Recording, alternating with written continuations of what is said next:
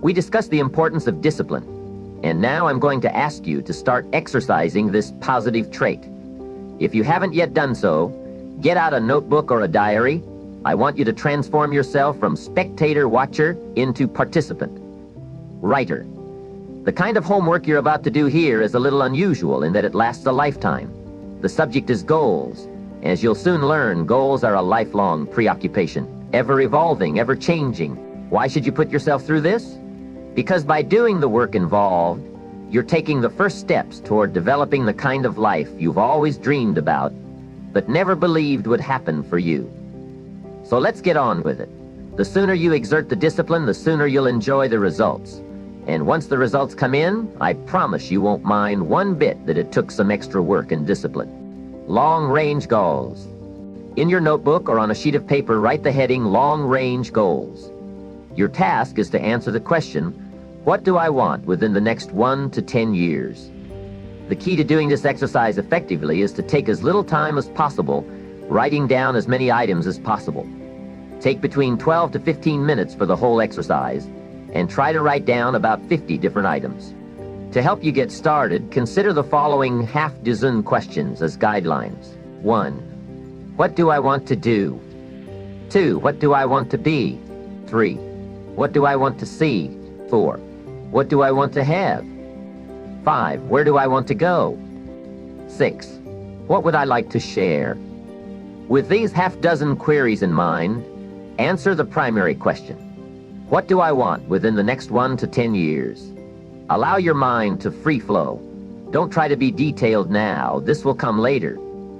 For instance, if you want a gray Mercedes 380H cell with a blue interior, just write 380 and move on to the next item. After you have completed your list, review what you've written.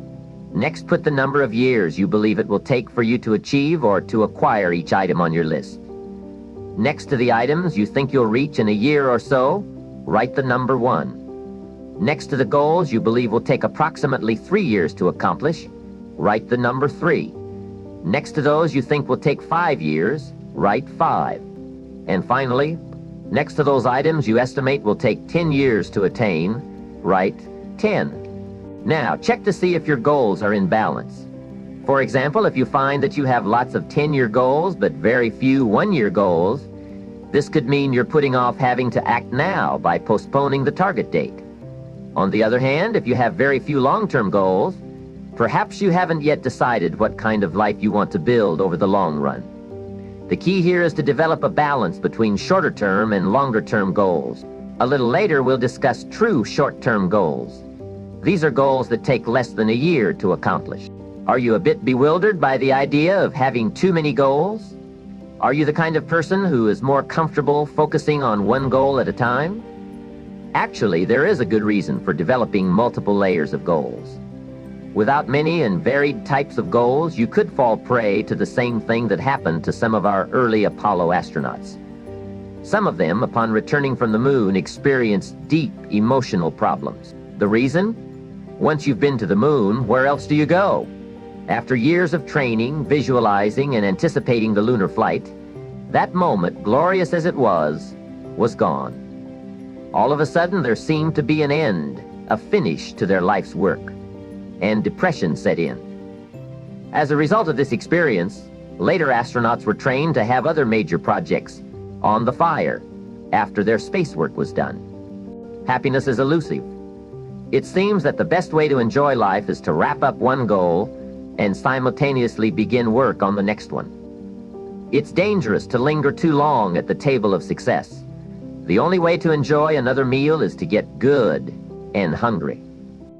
All right, now that you've reviewed and balanced your list, choose the 4 goals from each of the 4 time categories, 1 year, 3 year, 5 year, 10 year, that you consider the most important to you. You now have 16 goals. For each, write a short paragraph which includes the following. 1. A detailed description of what you want. For example, if it's a material object, describe how high, how long, how much, what model, what color, and so on. On the other hand, if it's a position or a business you want to start, give a detailed job description including salary, title, budget, under your control, number of employees, and so on. 2. The reason why you want to achieve or acquire the item described. Here you'll find out if you really want it or if it's just a passing fancy. If you can't come up with a clear and convincing reason why you want it, you should categorize this item as a whim, not as a true goal, and replace it with something else. You see, what you want is a powerful motivator only if there is a good reason behind it. You may find that some goals you once considered important no longer have appeal, simply because you are unable to find a good enough reason for wanting them. That's good.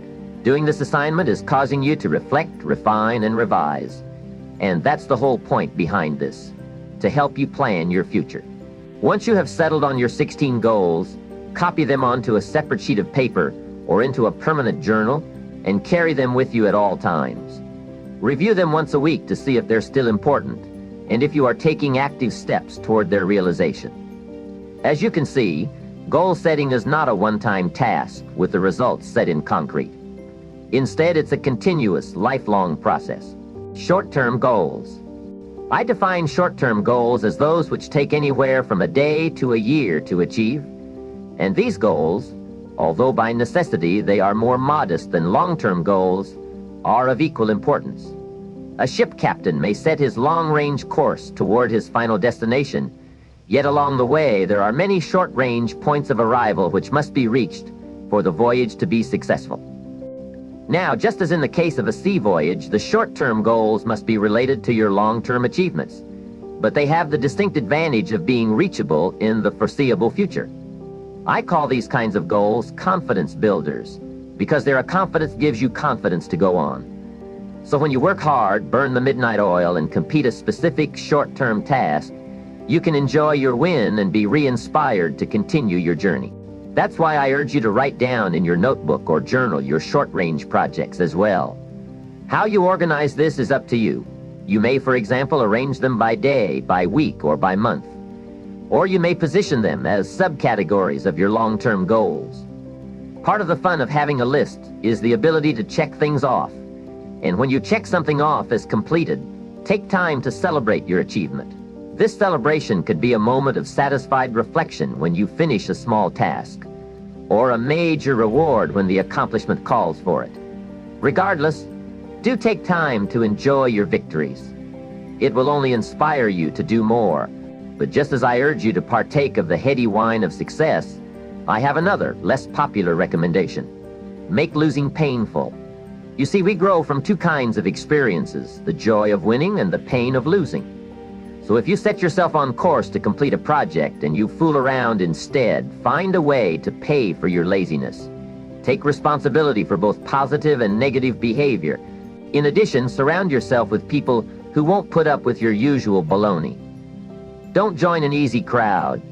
Go where the expectations are high, where the pressure to perform is high. That too is part of your overall strategy for wealth and happiness. Sliding.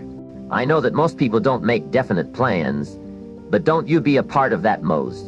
Don't you go around with your fingers crossed and a worried look on your face, hoping things will get better. Whether you accept it or not, you are, right now, one of the players in the game of life. And believe me, if you don't have goals to shoot at, you aren't playing a very exciting game. No one will pay good money to watch you play a game where nobody's keeping score. The guy says, "You work where I work. By the time you get home, it's late. You've got to have a bite to eat, watch a little TV to relax, and get to bed. You can't sit up half the night and plan. And this is the guy who's behind on his car payments. He's a good worker, a hard worker, a sincere worker. But friends, I've discovered that you can be sincere and work hard all your life and wind up broke and embarrassed. You've got to be better than a good worker. You've got to be better than sincere. You've got to be a good planner, a good goal setter. Writing your goals down shows that you're committed to growth, that you're serious. And to do better, you've got to get serious. You don't have to be grim, but you do have to be serious. Hey, everybody hopes to do better, but hope unaided by clear planning can actually hurt you. As the Bible says, hope long delayed makes the heart sick. It's a sickness. I know. I used to suffer from the illness known as passive hope. It's bad. The only thing worse than passive hope is happy passive hope. That's when a man is 50 and broke, and he's still smiling and hoping. Now that's really bad. So get serious. Put your goals on paper. My suggestion to you from experience